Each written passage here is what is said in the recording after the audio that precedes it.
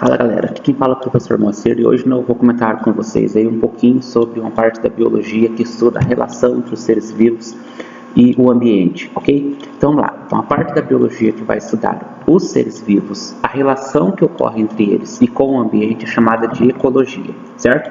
Então a ecologia nada mais é do que o estudo da vida e não somente do que é vivo, porque a gente deve entender o seguinte, no ambiente nós teremos então fatores que são chamados de vivos e fatores que são chamados aqui de não vivos, como nós vamos citar dali a pouco, certo? Então vamos lá então, vamos prestar atenção no seguinte, a organização do indivíduo ou a organização de um sistema ecológico, ela inicia-se com o organismo, ok? Então essa organização do sistema ecológico, ela inicia-se com o organismo. Esse organismo, ele refere-se ao quê? Então, ele refere-se ao indivíduo, ele refere-se a uma espécie, ok? Então, o organismo, ele refere-se a uma espécie, e essa espécie, ele é capaz de cruzar e gerar ali descendentes férteis, ok? Então, ó, organismo, indivíduos férteis, ou um indivíduo fértil que é capaz de cruzar e gerar descendentes férteis. Mas esse organismo aí, ele vai viver numa população, certo? Então, o que corresponde a essa população? A população, então, corresponde ao grupo de indivíduos que apresentam aí características parecidas, né? Então, assim, são da mesma espécie, ok? E esse organismo, ele vive numa região. Então, ó, esse grupo de organismos, ou essa mesma espécie, vivendo numa determinada região, ela vai caracterizar ali uma população, certo?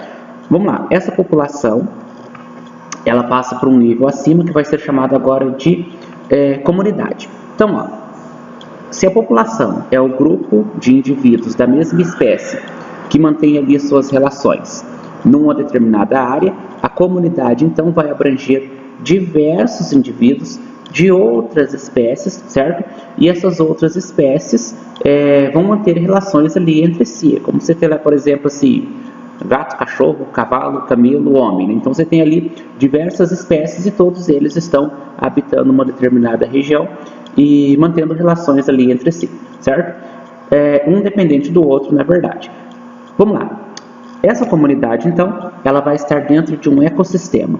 Tá? O que é o ecossistema? Então, o ecossistema vai ser, então, o conjunto de fatores bióticos e abióticos. Vamos lá. No início eu disse que nós dependemos daquilo que é vivo e daquilo que não é vivo. Então, se nós pensarmos que o ecossistema, ele nada mais é do que o conjunto das relações que ocorrem entre os fatores bióticos e abióticos, a gente pode pensar que o fator biótico tem a ver com vida e o fator abiótico tem a ver com não vida, certo? Mas como assim vida e assim não vida? A gente pode falar assim, bem, o homem, a planta e o cachorro, né? Homem, planta e cachorro, qual a relação ali entre os três?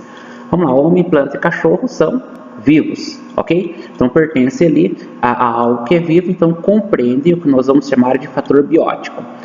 Agora o homem, por exemplo, ele depende da planta, porque a planta ela vai ser capaz ali, de transformar a energia luminosa em energia química no processo de fotossíntese, e essa fotossíntese, na verdade, ela é um processo que não é vivo.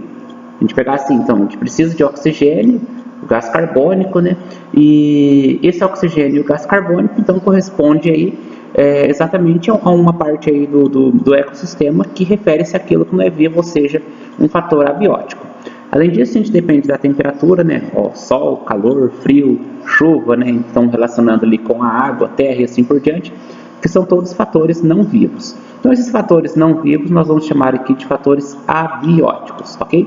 Então, o ecossistema ele compreende, então, tanto os fatores bióticos quanto os fatores abióticos. E o conjunto deste ecossistema, ele vai constituir aí o que nós chamamos de biosfera, certo? Vamos lá.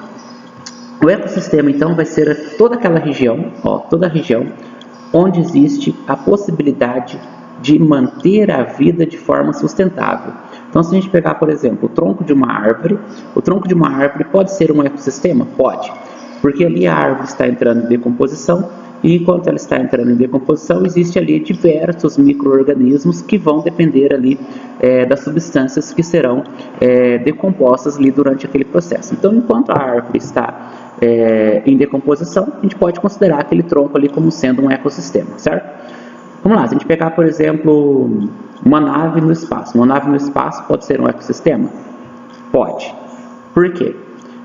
Enquanto você tiver recursos e esses recursos forem viáveis, você tem um ecossistema que está ali funcionando, ok? Então o ecossistema vai bem além aí do que nós sempre imaginamos aí ser verde, animais, plantas e assim por diante, ok?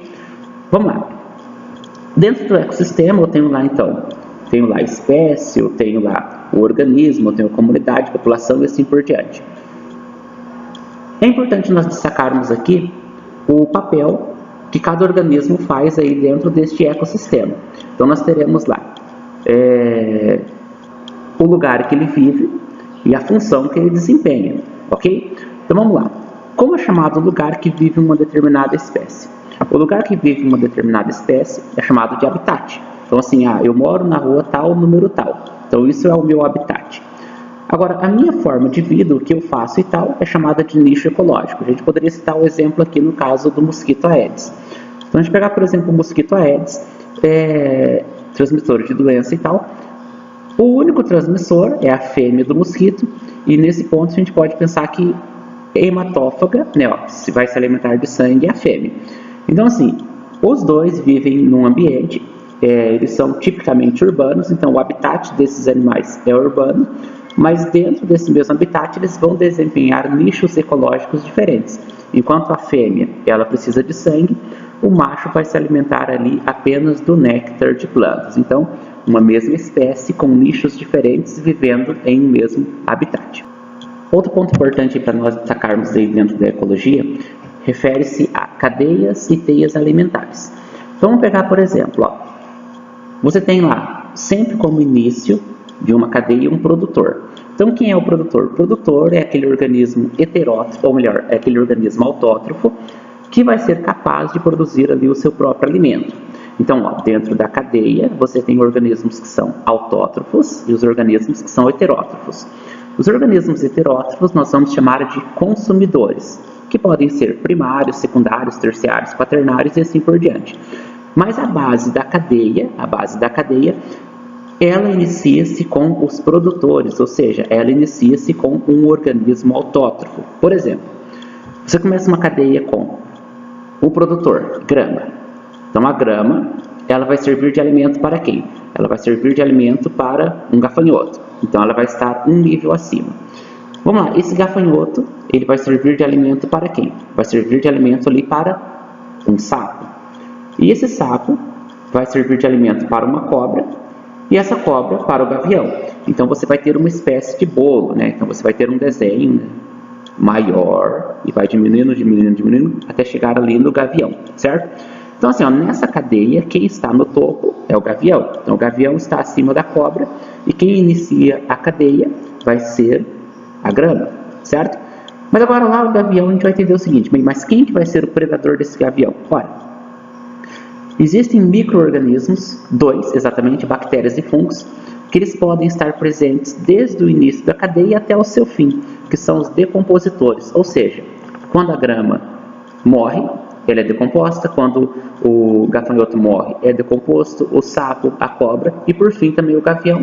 E nós também, né? Se nós tivermos no exemplo dessa cadeia, nós também seremos decompostos aí por esses decompositores, que são os fungos e as bactérias. Logo dá a entender que esses dois carinhas, ou esses dois caras, eles vão desempenhar um papel bem importante aí dentro da ecologia, porque eles são recicladores de matéria orgânica. Então eles promovem a reciclagem e do pó nascemos e do pó vamos retornar ali devido à ação desses decompositores. Então, imagina se não existissem esses decompositores aí, estaríamos com um super excesso de organismos aí que nunca seriam decompostos e tal, certo? Vamos lá. Então veja só, pessoal, sempre que você iniciar uma cadeia, se você faz ela na linha reta, a setinha sempre indica para quem é o seu, digamos assim, o seu próximo predador. Então se você inicia aqui com a grama, o seu próximo é o gafanhoto. Então a seta sai da grama, vai para o gafanhoto, do gafanhoto a seta vai para o sapo e assim por diante, certo? Então essa seta indica que esse cara consome o anterior, esse o anterior, esse o anterior e assim por diante, ok? Vamos lá. Nesse exemplo que eu citei para vocês, nós citamos um exemplo de cadeia alimentar. Mas pode acontecer de você pegar algum livro e tal, ou até na internet e observar aí teias alimentares. Então, na teia alimentar, por exemplo, você pode mostrar ali não só um consumidor primário ou secundário ou terciário. Por exemplo, o gafanhoto, ele se alimentou ali da grama. A grama é o produtor. Então, o gafanhoto é um consumidor primário. Mas nós só representamos o gafanhoto como sendo primário. Então, ó, o sapo se alimenta do gafanhoto, então o sapo é o consumidor secundário. Mas nós só colocamos ali o sapo como secundário, certo? Ó, a grama, que é o produtor, eu vou chamar de primeiro nível trófico. O gafanhoto, segundo nível trófico. O sapo, terceiro nível trófico. E assim sucessivamente. Logo dá para entender que o consumidor quaternário, então, ele vai pertencer ao quinto nível trófico. Então, sempre um nível acima. Então, voltando a falar para vocês sobre a teia alimentar. Então, pode acontecer de você ter lá, por exemplo, um desenho lá iniciando com uma planta, né? Ó, acima da planta tem lá um macaco, certo? E acima do macaco você tem uma onça. Então, você tem lá a planta, aí depois você tem o macaco, aí depois você tem uma onça. Então, ó, a setinha da planta vai para o macaco e do macaco vai para a onça. Só que nesse mesmo sistema, você tem de um lado, você pode ter de um lado lá um gambá e de um lado um pati, né? Você pode ter esses dois animais que estão exatamente ali próximos, próximos ao macaco. E todos eles vão servir de alimento para quem? Vão servir de alimento ali para a respectiva onça, certo? Então aqui, por exemplo, nós colocamos consumidores primários diversos e poderíamos colocar ainda outros consumidores secundários e outros terciários.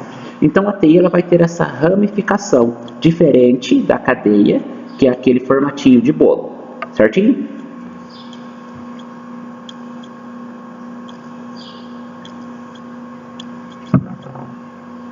Vamos lá, direção da energia dentro de uma cadeia. Então, ó, a cadeia alimentar ela é unidirecional. Então, onde está concentrada a maior parte da energia? A maior parte da energia está concentrada onde? Lá no produtor. Então, o produtor ele vai absorver energia para o seu crescimento e parte dessa energia vai ser repassada ali para os demais níveis tróficos. Então, quer dizer o seguinte, quando eu chegar lá no último nível trófico, aquele último consumidor, ele vai ter uma quantidade menor de energia em relação ao primeiro, que seria ali o produtor. Então, essa energia ela é unidirecional e ela vai estar em maior quantidade ali no produtor, certo?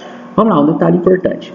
Quando você tem a contaminação de alguma região, por exemplo, e essa contaminação acontece, vamos supor, uma contaminação na água. Então, uma contaminação por metais pesados acontece na água. Esses metais pesados podem causar ali no organismo diversos efeitos negativos ali durante as próximas gerações e assim por diante.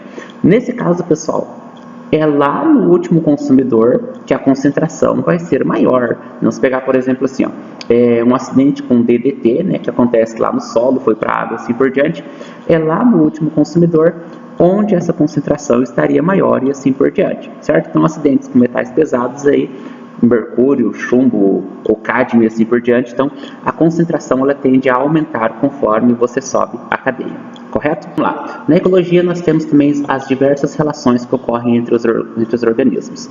E essas relações ali nós vamos classificar elas em interespecíficas e intraespecíficas, ok? Então vamos pensar o seguinte, ó, uma relação que ela vai ser chamada de intraespecífica, então uma relação que vai acontecer entre indivíduos que são da mesma espécie. Então, relação ecológica intraespecífica, mesma espécie. Relação ecológica interespecífica ocorre em espécies diferentes, certo? Assim como nós teremos as relações que são chamadas então de harmônicas e as relações que serão chamadas também aqui de desarmônicas, ok? Então vamos começar a falar aqui das relações que são intraespecíficas. E o primeiro exemplo que eu vou colocar para vocês é uma colônia, certo? Então a colônia então é uma relação ecológica intraespecífica, ou seja, vai ocorrer aqui entre indivíduos da mesma espécie, e essa relação ela traz ali benefícios, na verdade, né? Se você pegasse, por exemplo, uma colônia, ela é uma relação que é favorável ali para todos os indivíduos. Essa colônia, então, ela pode ser dividida em duas partes. Nós podemos ter, então, uma colônia que nós vamos chamar aqui de heteromorfa e uma colônia que nós vamos chamar de isomorfa. Então, ó, uma colônia do tipo heteromorfa é uma colônia, então, que vai apresentar aí os membros que são morfologicamente diferentes. Então, os membros da colônia heteromorfa, lembra que hétero tem a ver com diferente, negócio de lembrar, por exemplo, homogênea e heterogênea, mas uma colônia do tipo heteromorfa, então vai apresentar indivíduos que apresentam características morfológicas diferentes. Uma colônia do tipo isomorfa apresenta indivíduos que apresentam indivíduos com características morfológicas que são iguais, ok? Então vamos lá. Um exemplo de relação que acontece na cadeia, ou melhor, na colônia do tipo heteromorfa, é a relação que vai acontecer ali entre a caravela. E, no caso da colônia isomorfa, nós teremos ali os recifes de corais, certo? Nós temos também aí dentro dessa relação intraespecífica a sociedade. Então, a sociedade, como o próprio nome já diz, já dá para entender que cada indivíduo vai desempenhar ali um papel específico, certo? E é ali que nós vamos encontrar ali os insetos sociais, por exemplo, os cupins, as formigas e assim por diante. Então essa relação ela traz benefícios aí para todos, porque cada um faz a sua parte, certo? E como número 3, ainda dessa relação intraespecífica, nós teremos uma competição, no caso, competição intraespecífica. Então, como que acontece uma competição intraespecífica? A gente pode imaginar o seguinte: toda vez que existe a diminuição de recursos, né, se existe a diminuição de recursos, dá a entender o seguinte: dá a entender que alguma espécie vai ser ali desfavorecida. Então, se você diminui a área de diversos organismos, essa diminuição da área vai provocar ali uma competição entre indivíduos que serão também da mesma espécie. Né? Você pegar, por exemplo, assim, uma área de X hectares, você corta ela em duas partes, né? Uma parte você vai aproveitar para outra coisa e uma outra parte vai continuar ali com aqueles organismos que viviam antigamente em X. Então dá para entender que essa concentração de organismos numa única região vai gerar ali uma competição, certo? E aí, em relação àquelas relações que são interespecíficas, então as interespecíficas são aquelas que ocorrem entre espécies diferentes. Então, o primeiro exemplo da relação interespecífica eu vou chamar de amensalismo. O amensalismo refere-se a uma relação ecológica onde uma espécie pode sofrer prejuízo e a outra permanecer ali de forma diferente. Então, por exemplo, você pode também inibir o crescimento de uma outra espécie. Um exemplo bem importante para nós citarmos aí vai ser o fenômeno da maré vermelha. Então, o fenômeno da maré vermelha nada mais é do que a proliferação de algas dinoflageladas. E essas algas dinoflageladas, elas vão liberar toxinas que vão servir ali de forma negativa para outros animais que ali vivem naquela região, certo? Então, o fenômeno da maré vermelha é um exemplo de amensalismo. O segundo exemplo aí dessa relação interespecífica pode ser citado aí como sendo o comensalismo. Então, lá no comensalismo, você tem uma relação ecológica, mas essa relação ela não traz benefícios, e também não traz prejuízos, no caso, né? Se pegar, por exemplo, assim, então uma espécie é beneficiada e a outra não chega a ganhar, né? Nem perde também. Então, você tem uma relação ali que um é favorecido, mas nem por isso o outro perde, certo? Por exemplo, os protozoários aí que vivem dentro do intestino aí do humano, ok? Então, essa é uma relação do tipo chamada de comensalismo. Nós teremos também uma competição interespecífica. Então, parecida com a competição intraespecífica, essa aqui vai acontecer em espécies diferentes. Então, o mesmo caso, se você tem a diminuição de recursos, você vai ter ali uma competição entre indivíduos. Um exemplo bem interessante para nós não esquecermos mais é o exemplo que acontece entre o abutre e a hiena. Então, ambos vão se alimentar ali da carniça. Então, o abutre acaba competindo com quem? Competindo com a hiena pela aquela carne que está ali em decomposição, ok? Outra relação ecológica, o mutualismo, mas nesse caso aí o mutualismo ele vai acontecer da seguinte forma: ambos serão beneficiados. Então, ambos serão beneficiados. E um exemplo que nós podemos citar aí é a relação ecológica que acontece entre plantas e animais polinizadores, né? Então, as plantas, por exemplo, no processo de evolução, elas evoluíram de acordo com o seu animal polinizador. Tipo, uma planta branca, ela vai atrair animal que tem hábito noturno, uma planta que apresenta cores visíveis vai atrair animais que apresentam uma visão bem desenvolvida, tipo um pássaro e tal. Então, assim, a relação que acontece entre plantas e animais polinizadores, ou insetos polinizadores, né? No caso, assim, se a gente pegar no caso, ambos são do reino animal e tal, mas se a gente pegar, por exemplo, o morcego é um animal polinizador, a abelha é um animal polinizador, você poderia citar ainda o pássaro como sendo ali um animal polinizador. Então, esses animais, então, têm uma relação direta aí de mutualismo aí com as plantas, ok? E uma outra relação também bem importante para nós citarmos aqui é a relação de parasitismo, onde um indivíduo é beneficiado e o outro ali acaba com o prejuízo sobrando para ele. O exemplo que nós poderíamos citar aqui seria então um exemplo bem simples de lembrar, que seria o carrapato e o cachorro, né? Ou o carrapato e o boi e assim por diante, ok? E para fechar então essa nossa pequena introdução e esse pequeno resumo sobre a ecologia, nada mais importante do que nós destacarmos também os biomas terrestres, ok?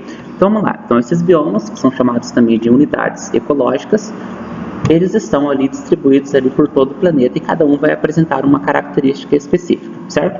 Então vou começar falando ali sobre a savana, certo? Então a savana, por exemplo, que ocorre na região dos trópicos, certo? Ela vai apresentar lá os animais zebra, elefante, leão e assim por diante. E qual é a característica dessa savana? Um inverno bem seco e quente, ok? E um verão que é bem úmido. Então a estação ali é definida, e ela é definida de acordo com esses critérios: um inverno seco quente, uma estação de verão úmido, certo? E um exemplo dessa savana aqui vai estar a africana, certo? Então a africana, ou você poderia comparar uma savana, não exatamente quanto, mas no Brasil, por exemplo, seria o cerrado, onde nós vamos comentar ali um pouco mais adiante. Lógico que completamente diferente ali da savana africana, ok? Vamos lá. Nesse ambiente, ou nesse bioma, nós teremos ali como forma predominante as herbáceas, certo? E algumas árvores que estão distribuídas ali ao longo, ou seja, de forma distante uma da outra, certo? Vamos lá, um segundo bioma importante para ser destacado também é a tundra, certo? A tundra, então, presente no hemisfério norte, e essa tundra, ela vai ser característica por apresentar um clima frio, e esse clima frio também vai ser bastante seco. Então a composição, ou seja, a vegetação que ali vai estar presente, vai ser líquens e musgos. E esses líquens e musgos, né, então as briófitas no caso, elas vão estar a maior parte do tempo congelada, ou seja, coberta por neve, certo? Então nessa região você tem ali diversos insetos que vão viver e tal, dentre outros animais que convivem nesse bioma. Outro bioma importante é a floresta boreal. Então a floresta boreal, também chamada de taiga, ok? Então ela é uma região de clima frio. Você tem ali como característica um inverno que é bem rigoroso. Então esse inverno que é bem rigoroso, e predominam ali as gimnospermas, que são as coníferas, né? Então no processo de evolução predomina o terceiro grupo de plantas, né? Então passou briófita, pteridófita e depois as gimnospermas. Então predomina ali as plantas coníferas, ok? Então, nesse clima, essas folhas elas são perenes, então elas não caem de acordo aí com a estação do ano. E é uma região onde você vai ter ali uma fauna que vai ser habitada, no caso, ou composta ali, no caso, por ursos e leões, lobos e assim por diante. E um exemplo que nós podemos destacar aí de floresta boreal seria então ali um exemplo como no caso da Finlândia, ok? Outro bioma importante seria então a floresta pluvial. Então essa floresta pluvial, ela vai ser caracterizada por uma região de clima temperado. Então o inverno ele vai ser ameno, e as chuvas são fortes, e você vai ter uma neblina ali meio que constante. Então você tem uma vegetação de plantas altas e folhas que também são perenes, assim como acontece ali na floresta boreal, certo? E nós podemos citar ali como local dessa região, ou o local onde existe bastante floresta boreal e tal, o sul do Chile e a Nova Zelândia, ok? E para fechar esse conteúdo, né, vamos só citar aqui os principais domínios aí, mas no caso os domínios brasileiros, ok? Então assim, a Partindo dos biomas terrestres, nós podemos citar então como principal, ou como os principais ali, domínios brasileiros, poderíamos citar lá então o Amazônico, o Cerrado, o Atlântico, a Caatinga, as Araucárias, certo? As pradarias, e poderíamos citar ali outras faixas de transição, certo? Então veja só, aqui hoje nós comentamos de forma geral e bem resumida, muito resumida mesmo, um pouquinho aí sobre as principais partes aí que vão entrar dentro da ecologia, ou seja, a parte de estudo da ecologia. Então aguardo vocês aí, e por hoje é só, e aguardo vocês aí até a próxima, ok?